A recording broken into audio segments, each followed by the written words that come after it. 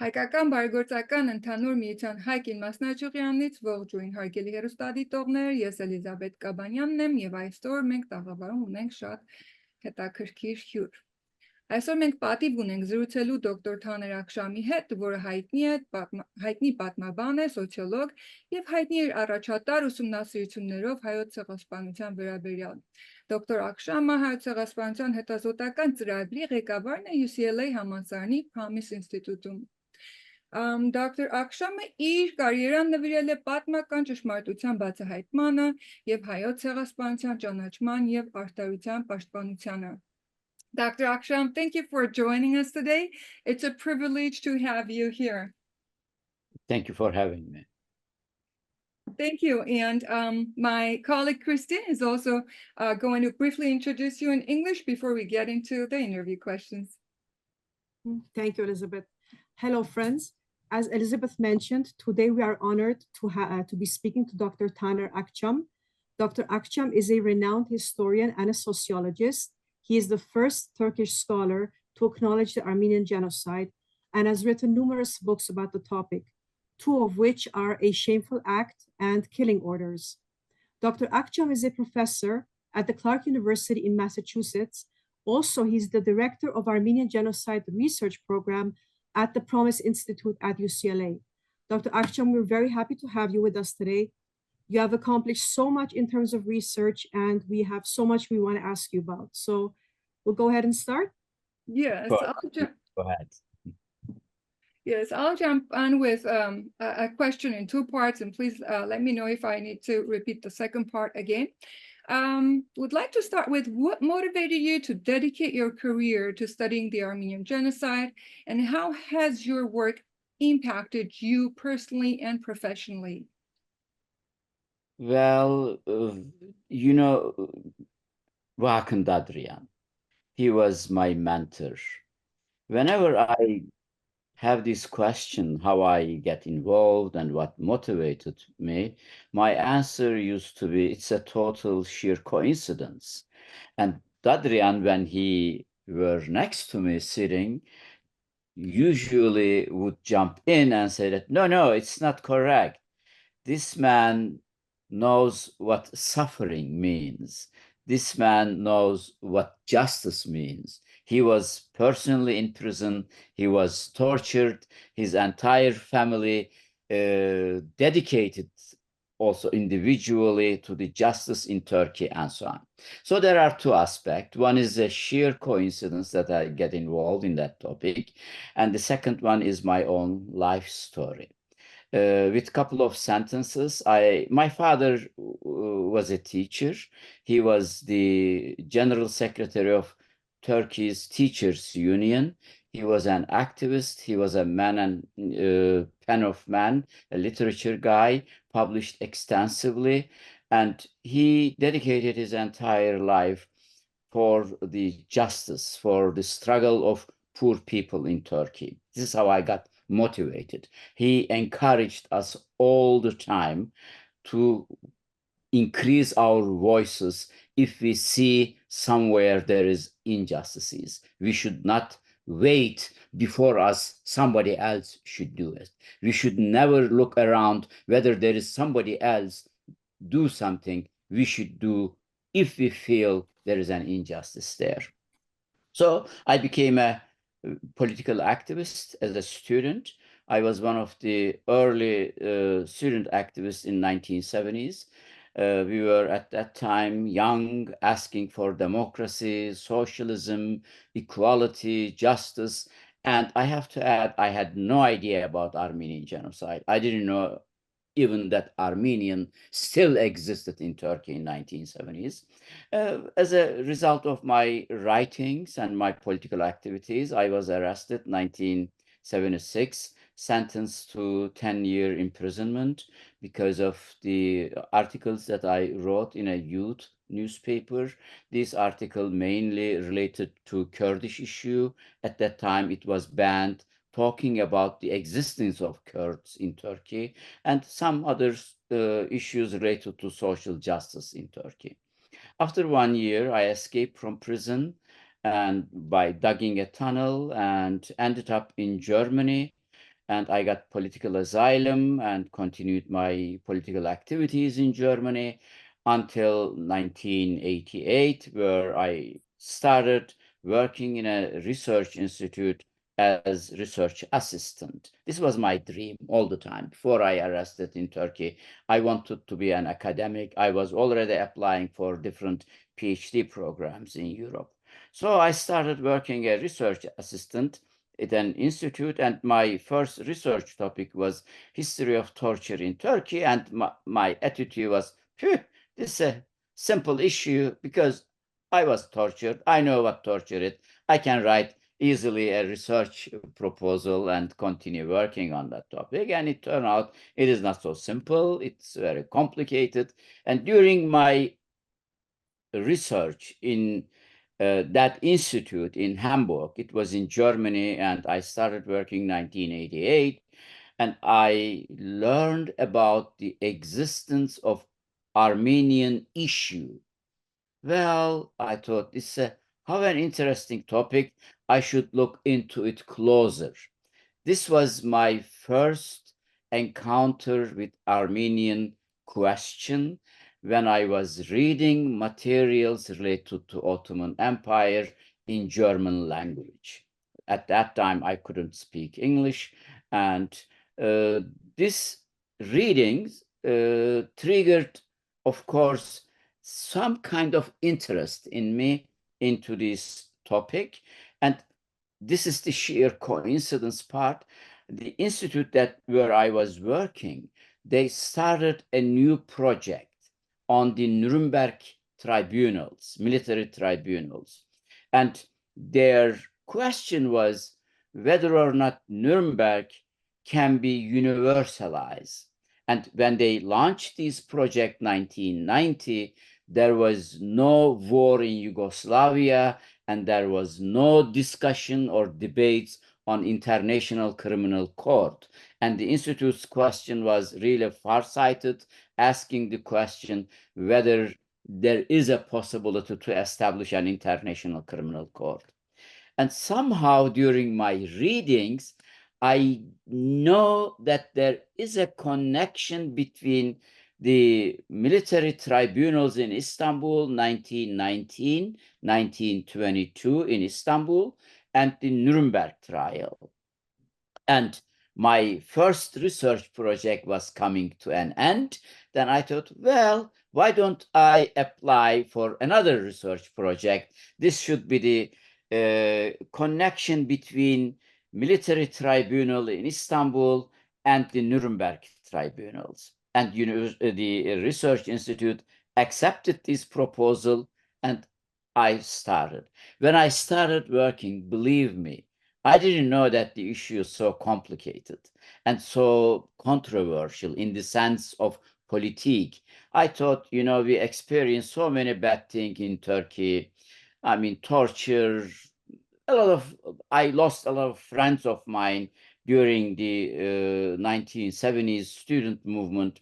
I thought dealing with this historic event should be an easy cake. I can write something and move ahead. This is what I always wanted. So it turned out it's very complicated, and Turkish government and a lot of Turkish nationalists started attacking me, organizing campaigns against me. And I'm a stubborn boy. And I said, okay, if you want to deal with me in this way, so let's continue. This is how I continued. And it became then part of my life because I met Hrant Dink 1996, and it turned into a really life commitment for me after I lost my dear friend Hrant Dink. Professor Eric Weitz has called you the Sherlock Holmes of the Armenian genocide. And I know you don't like this term. Am I right? It's okay. It's okay. Yeah. Okay. Part of me. I cannot deny it now. Yeah. Your investigations, you're looking for clues all over the world. You've been to Cairo, you've been to Jerusalem. You stumbled across Aram Andonian, and he was a genocide survivor who also wrote books about his experiences how losing his family. You have a story about him and a Turkish military man called Naim. Can you tell us more about that? Naim was not a military man. He was working in Aleppo in the immigration office. He was in charge of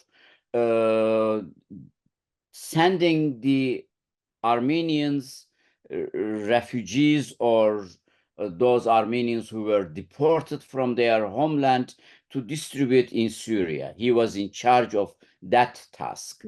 And Aramandonian, everybody maybe knows, I assume, as you said rightly, Armenian genocide survivor.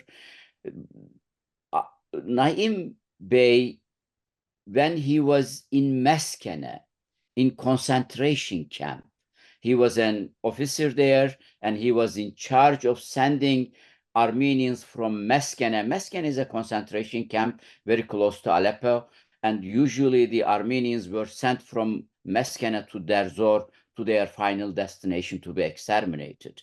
But Naim was kind of an interesting personality. We can talk hours about him. He got bribed by Aramandonian and some other Armenians, and he let Aramandonian goes to Aleppo back, not to Derzor. This is how Aramandonian survived.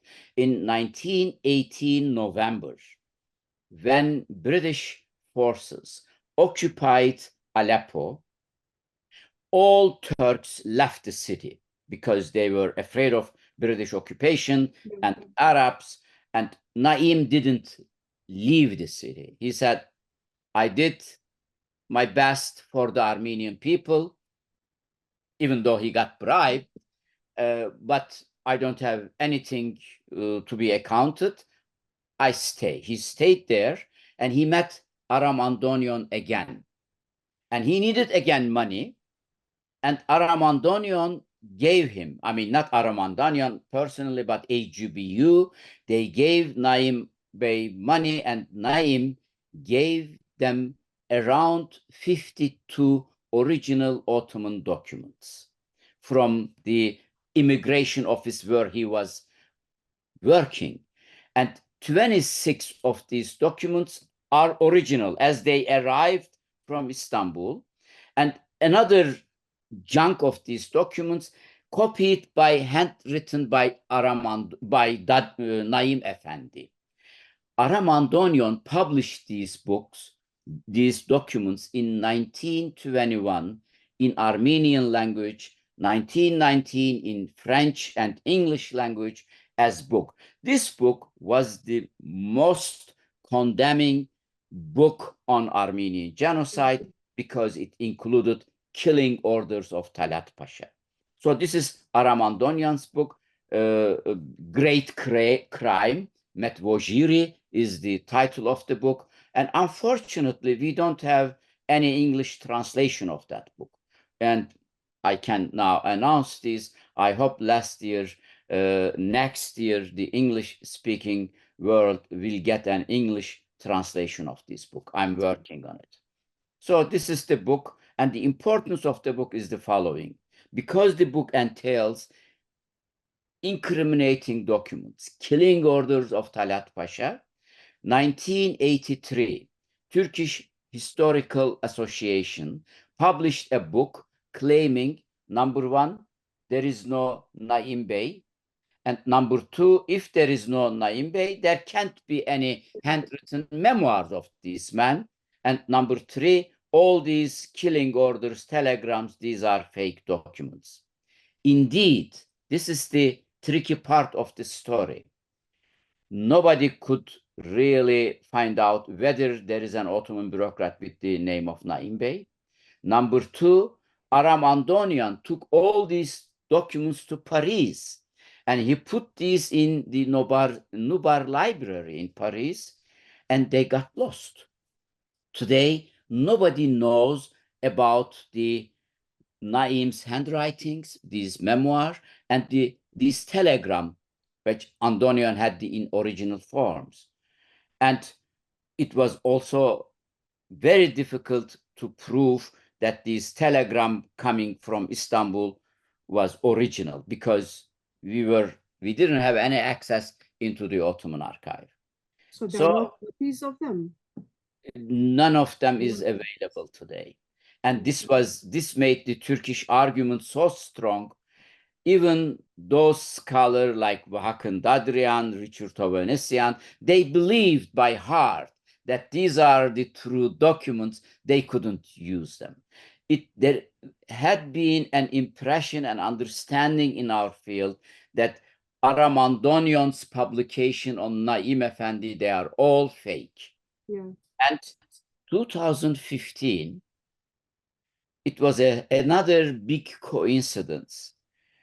An Armenian Catholic priest, Krikor Gergerian, he has an archive. We all knew it.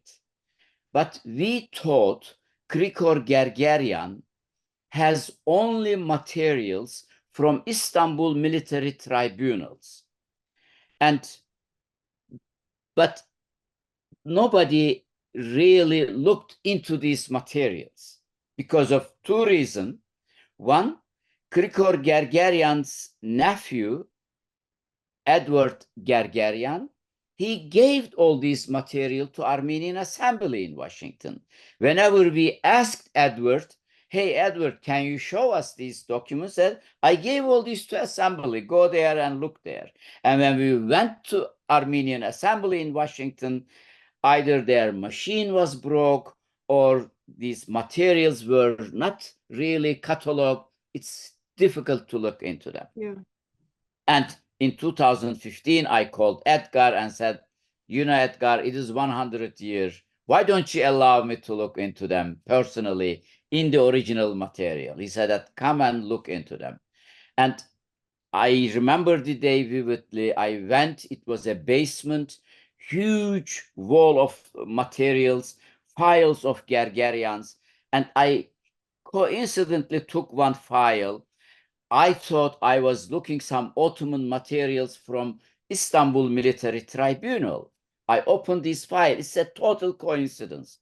I saw one piece of paper. It says Naim's memoirs, and one side Turkish, the other is English translation.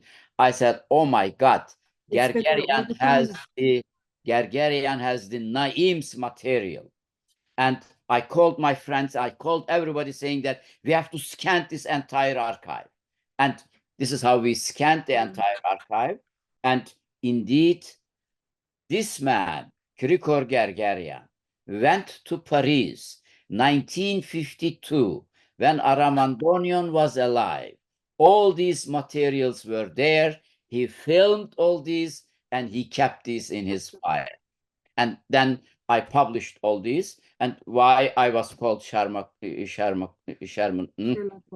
Holmes of the Armenian Genocide is because number one, I discovered in Ottoman archive and Ottoman sources that there is an Ottoman bureaucrat, Naim Bey.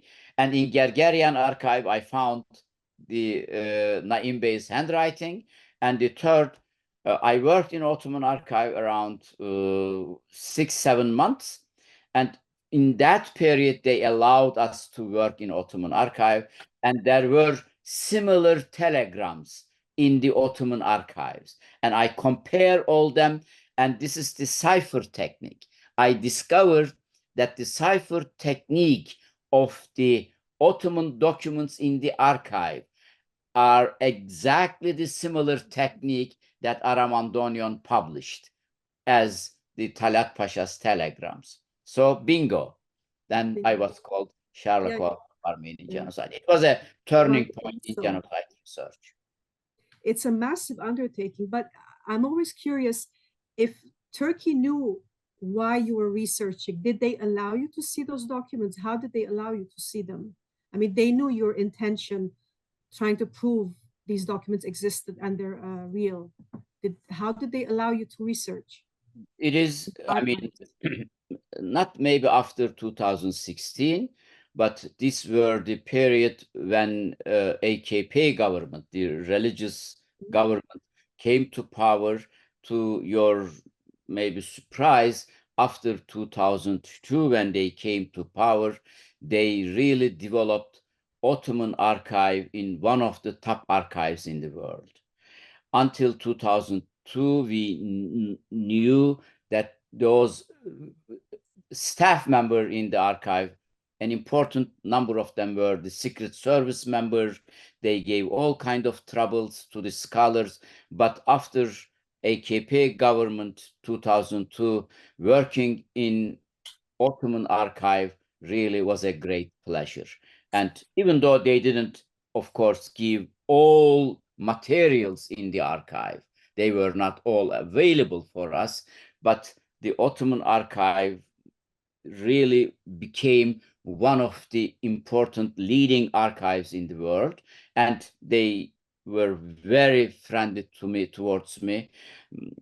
Even though they disagree with my position, they were very helpful. In my book, I thank to them. Also, they were very helpful. Why they put these the documents that have the same cipher technique as the documents in Aramandonian book, I call it human mistake. Because if they knew, if they had known, they would have put these materials in the archive. But, you know, almost 25, 30 years passed, and nobody remembered Andonian book, Naim Effendi, and the issue was considered solved. I mean, Turkish argument was dominant in our field. Even critical scholars accepted that these documents were fake. So when they put new materials on the archive for the new researcher, this was never an idea for them to check the materials according to that criteria. You had mentioned previously about the 4-letter code that they used in those telegrams, correct? There were Was codes, yes. They used mainly 2-digit, 3-digit, 4-digit, 5-digit Arabic letters for, let's say, 4,189. This is a code Arabic for the Arabic letters, Armenian. yeah. And every 6 months, they changed these numbers. And they developed a code book. And they sent these code book to provinces.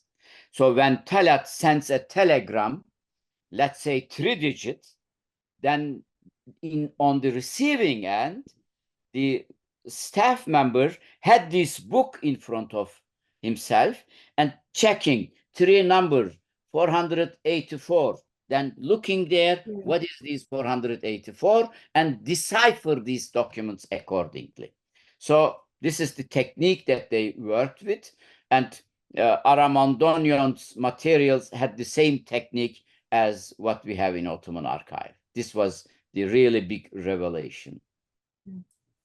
It's amazing work.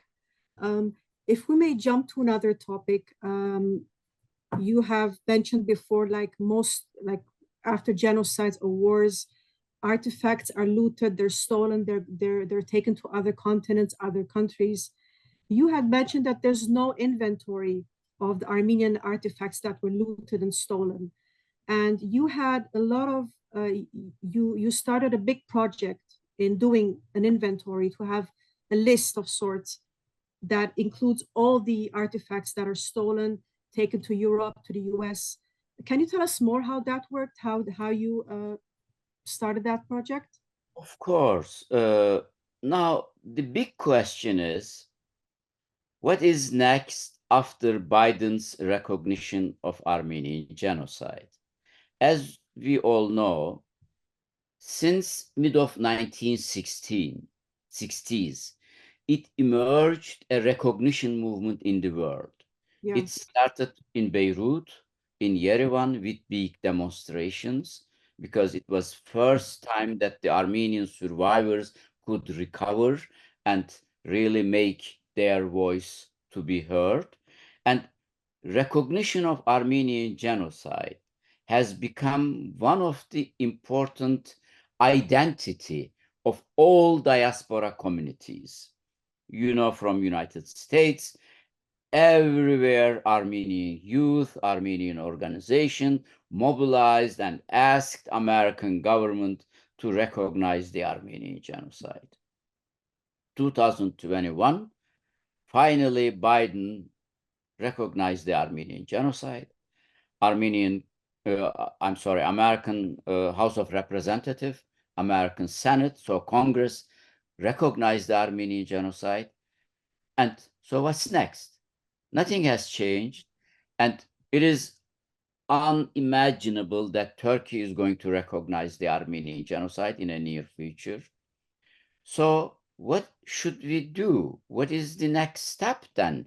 If recognition that we always asking is fulfilled, then this was my answer to the question. Let's discuss about it.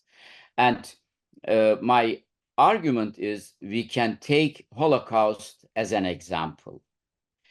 After 1945, parallel to recognition of Holocaust, which they were very successful, of course, there was another movement. This is the reparation and restitution movement. And one of the important part of this reparation of restitution movement was the Holocaust looted art during Holocaust. And I have to add one more important information. Recognition of Armenian genocide by United States government is categorically different than recognition of Armenian genocide by France, by Germany, by other great countries.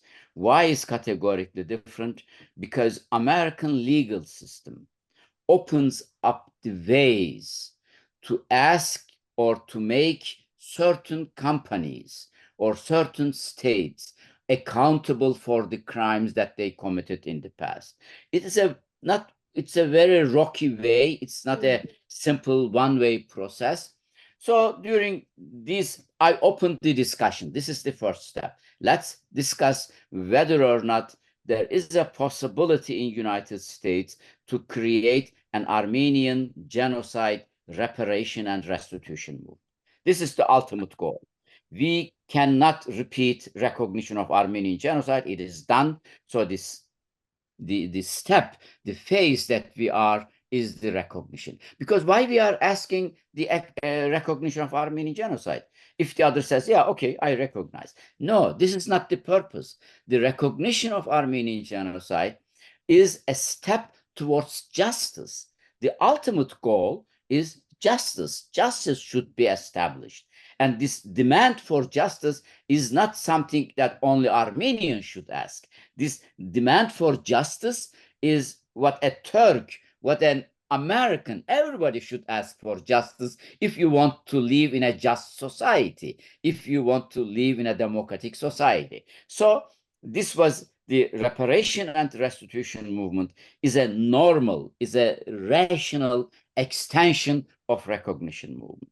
So our goal to create a reparation movement, and one of the ways to develop the Armenian genocide reparation movement to look into the looted art during Armenian genocide.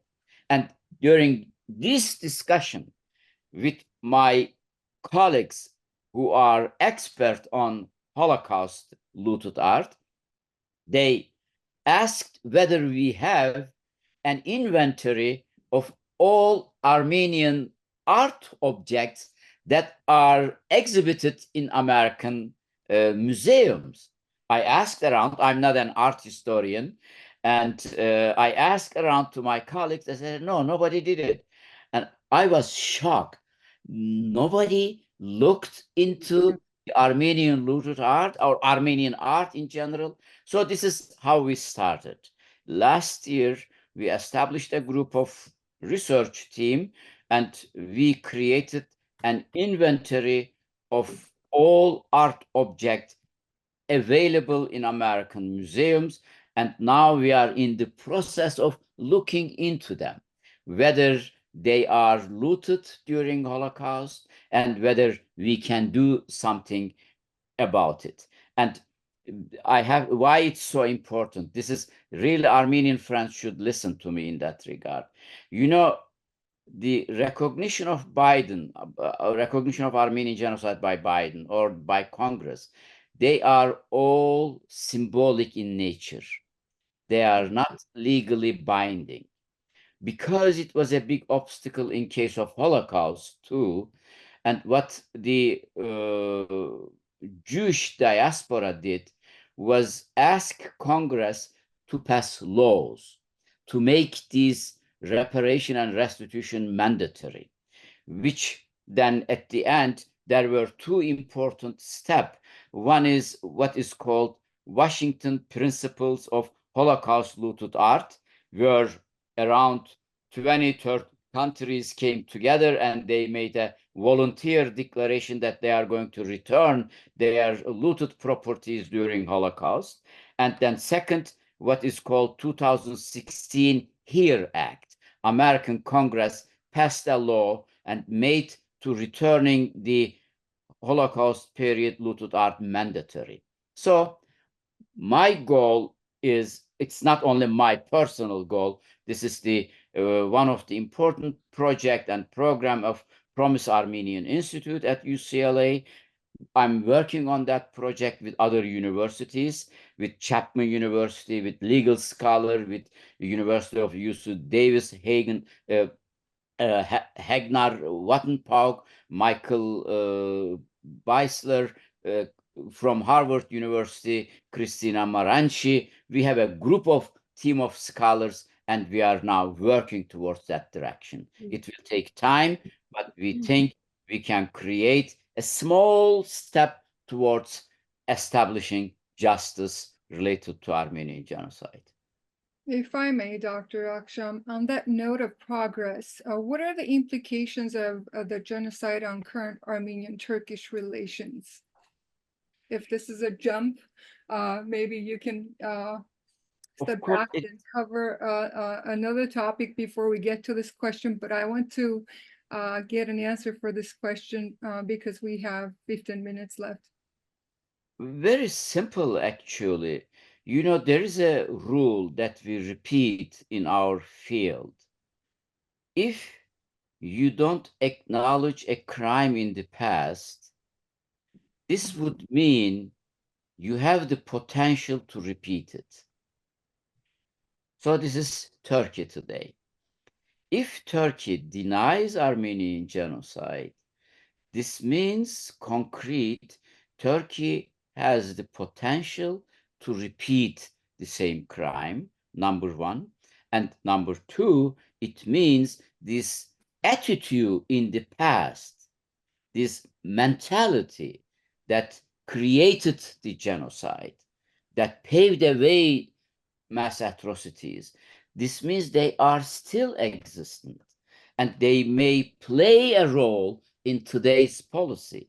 And look, Turkey's policy towards Armenia. Look, Turkey's policy towards Azerbaijan. As you can see, there is very obvious continuity from denial of Armenian genocide to denial of Armenian genocide and Turkey's policy towards Armenia and Azerbaijan. This is the connection, and this is the important point. And it's also their policy against Kurds, right? Turkey's policy against Kurds, same thing? This is exactly another important point. If I may formulate in this way, the Kurds and the Alevites, this is a religious group in Turkey, they are the Christians and especially the Armenians of Turkey in 2020s now. Kurds are experiencing or have been experiencing exactly the same what Armenian had experienced end of 19th century and early 20th century. Another thing that I find interesting, Turkey has it has a denial industry. Like they have through media, through lobbying, their denial is a big, like it's like a project. It's an ongoing, has been all these years. How does it present itself? How did they make it believable to the world, especially that there is evidence, and we hear even the Vatican has evidence of the genocide? how does Turkey make it believable all these years? How did they hold that position? They haven't swayed. They're not using the word genocide. You can go to jail if you use the word in Turkey. How did they hold their position despite I mean, all the evidence? I have to correct one thing. If you use the term genocide, you don't go in prison in Turkey. After 2012, after my case in European Court of Human Rights, it is almost, I mean, it ceased. There is no criminal case in from the genocide charge. Recently, it started. There is a court case going against, it's a long history. After Hrant Dink assassination, Turkish government almost banned the public prosecutors to file a lawsuit against individual to use the G word. But haven't they Only done so? I'm sorry, go ahead. if a public prosecutor wants to file a criminal case against an individual for using the term genocide, they have to get a special permission from justice. Okay. So the judiciary, the executive branch, really interferes in judicial process. And of course, there is a danger there. They can allow anytime to use the G word to file lawsuits against individual. And really, I have to, for example, give another examples. Recently, the Association of Lawyers in Diyarbakir, they use the term genocide in one of their annual press release, and then Justice Ministry allowed to open a court case against the lawyers in Diyarbakir, and the court decision was it is within the frame of freedom of speech. They are allowed to use this term. But I mean, there are other cases where judges really sentenced the individual before 2012. So it's a very complicated field. We cannot say whoever used the term genocide ended in prison, because we use still in Turkey, even though our number is limited, there is a limited group of intellectuals, they use the term genocide. This is one thing we have to keep in mind. Because I had heard, or I read, sorry, I read somewhere about Orhan Pamuk and Hrant Dink's son that you had mentioned had to use the word genocide, and there was a court case against me, against Hrant Dink, against Hrant Dink's son. These are all court cases before Hrant Dink's assassination, and they were all dropped after Hrant Dink's assassination. This is very important. Turkey understood that it is a dangerous way for them, and they changed the law 2008. And as I told you today, there is no easy path to file a lawsuit against individual for using the term genocide. But this is like a Damocles sword, you know, it's there. If Justice Minister allows, then there can be court cases in that regard. But at this moment, it is not there is no, they don't use it. Because, so back to your question, you know, denialism, denying an historic fact, has nothing to do with science, has nothing to do with documentation, has nothing to do with academic arguments. Denialism is a political issue. If you have a political power, you can deny everything. So Turkey lost its credibility in the world. Today in the world, everybody knows that what happened is a genocide.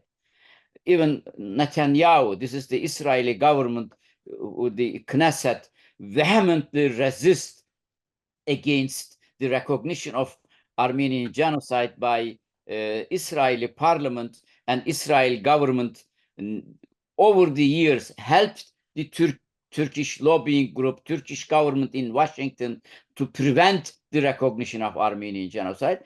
If it comes convenient to Netanyahu, he says, yeah, Turks committed the genocide. So it's a political problem. They don't, you cannot argue in that sense with the academic, scientific methods. Turkish government has a strong politically role in the Middle East, and nobody can pressure Turkey to recognize the Armenian genocide. This is the major problem. Do you think if the administration changes, if President Erdogan is no longer president and is replaced by another, do you think this will change? Not so much. There is a continuity in government policy, and Turkey will continue to deny the Armenian genocide.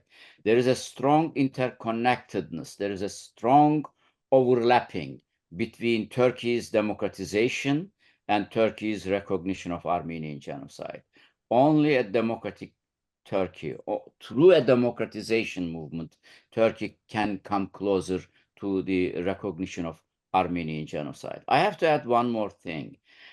Over the year, actually, even though Turkey denies today Armenian genocide, and there is no freedom of speech in Turkey, they suppress oppositions, not only related to Armenian genocide, they suppress Kurdish opposition, they suppress other intellectuals, other individuals, groups, and they continue these. But we achieved something. This is my argument. I think Hrant Dink, his assassination, meant a lot in Turkey. And our publications, our really working towards enlightened Turkish people. I believe today we changed the general attitude in Turkish society that you cannot see now from outside. My argument is, as soon as they open up, they make the country more democratic, they will experience that the majority of people in Turkey understood that something bad happened in Turkey. Kurds, almost the entire Kurdish population, they publicly acknowledged the Armenian genocide. They apologized Armenians what happened in the past. I give you one more example. You know, in the past, when we claimed the genocide, that what happened was genocide, we were persecuted, we were attacked, we were dragged from courtroom to courtroom. These are not anymore there. They cannot go after us in the same mentality that they have done before. I argue that we won the overhand. Psychologically, we won the war. Recently, last year, you maybe never heard, Turkish government organized a conference in New York. You know what their argument was? Please listen to us too. This is the Turkish government's policy. Not that there are traitors, treasoners, there are bad guys, there are people like Taner Akcam on the payroll of Armenians claiming of Armenian genocide. They are all lie. We will show you that it is all lie. No, their argument is, please listen to us too. We have an opinion also. I think softening their approach. They are in defensive, theoretic, I mean, in the ideological sense of the word. But today, I don't want to draw a really rose picture here. There is a suppression. It is, you cannot commemorate Armenian genocide in Turkey publicly, which we started commemorate, as you know, especially after Hrant Dink's assassination. In more than 20 cities, people commemorated the Armenian genocide. Today, you can hardly have a meeting in a small room, maybe by participating 20, 30 people. There is a suppression. There is an authoritarian, totalitarian regime that bans publicly talking and discussing the Armenian genocide. It is there. Do you think, but if it's as soon as there is a small democratization opening, then this is like a crack. The water will come up very strongly. This is what I'm trying to say. Do you think Hrant Dink's assassination sparked an interest more maybe in the younger generation to research? They have been taught in school that the genocide did not happen, that this was war. Do you think that because Hrant Dink's assassination was a very big event, do you think it sparked interest or gave a reason for them to question maybe research? Yes, and not only related to Armenian genocide. I have to underline one point. You have to compare Hrant with Martin Luther King. Mm. Hrant was not only an Armenian articulating what happened to his people in the past. Addition to that, Hrant was the voice of civil rights movement in Turkey. He was symbol of it. He publicly, hundreds times said, I'm an Armenian, I'm a Turkish citizen. You cannot make me Turkish. We are all equal citizens, and what we need is equal citizen right for every citizens of Turkey. This was the strongest message that we heard in Turkey for over decades, and Hrant became a symbol of Turkish civil rights movement. So this is the reason that everybody, let me finish in this way. Political assassination is very common in Turkey. In the past, there has been so many political assassinations, journalists, politicians, intellectuals, famous individuals, they were assassinated on the open daylight in Turkey. And really so famous people in Turkey, everyone knew them. And after a couple of years, everybody forgot the assassination of these individuals. Something interesting happened after Hrant Dink's assassination. It is now almost 17, 18 years.